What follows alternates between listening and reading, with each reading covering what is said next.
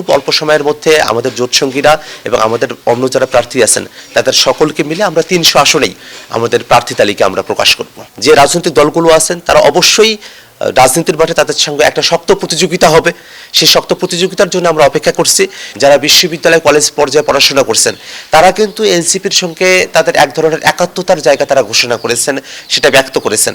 তো আমরা যখন মানুষের কাছে যাচ্ছি, মানুষেরা যখন এনসিপির ব্যাপারে জানতে পারছে এবং আমাদের যখন সাংগঠনিক কাঠামোটা এখন বিস্তৃত হয়ে পড়ছে, সেই জায়গাটাতে যারা আসলে বিএনপি বা জামাতের মতো দলগুলোর সঙ্গে ওতপ্রোতভাবে যুক্ত না, এর বাইরে একটা বড় জনগোষ্ঠী আছেন যারা একটা নতুন রাজনীতি প্রত্যাশা করেন, সেই রাজনীতি যারা প্রত্যাশা করছেন তারা কিন্তু আমাদের দিকে তাদের সমর্থন ব্যক্ত করছেন।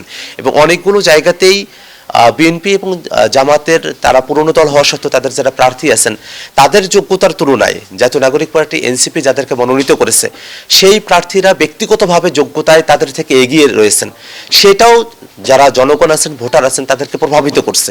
তারা যোগ্য এবং দক্ষ প্রার্থীকেই তারা বেছে নেওয়ার চেষ্টা করছেন।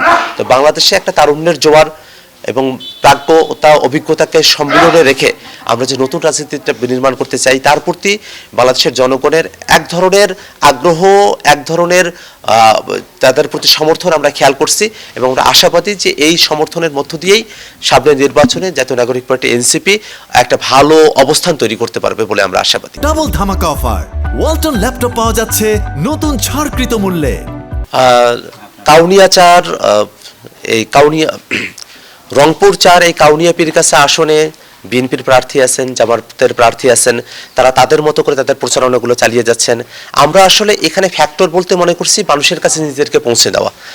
যারা বিভিন্ন দলের সঙ্গে যুক্ত আছেন তাদের মধ্য থেকেও অনেকে আমাদের সঙ্গে কথা বলছেন। তারা আসলে এই এলাকার সামগ্রিক বাস্তবতায় যাকে সব থেকে বেশি যোগ্য মনে করছেন তার প্রতি তারা সমর্থন ব্যক্ত করতে চান। অন্য যেসব প্রার্থীরা আছেন তারা তাদের মতো করে প্রচারণাগুলো করছেন। আমরা যখন মানুষের কাছে যাচ্ছি, মানুষ যখন নতুন মুখের দেখা পাচ্ছে তখন কিন্তু নতুন মুখের প্রতি তাদের আগ্রহের কথা তারা ব্যক্ত করছেন।